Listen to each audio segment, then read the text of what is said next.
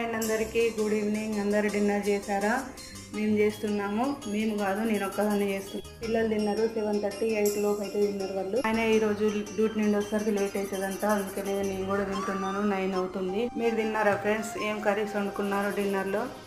నేను ఏం చేశానంటే పొద్దున్న వండిన సొరకాయ టమాటా కూర ఉన్నది. మధ్యాహ్నం పుదీనా, కొత్తిమీర, ఎండుమిర్చితో పచ్చిమిర్చి లేకుండా పచ్చడి అయితే నూరిన. ఇది ఫుల్ వీడియో రేపు వస్తుంది. ఇది వచ్చేసి ఇప్పుడు మా ఆయనకు ఆమ్లెట్ వేయాలని అన్నం తిన్న తర్వాత ఆనియన్ లేకుండా ఆమ్లెట్ వేస్తున్నా.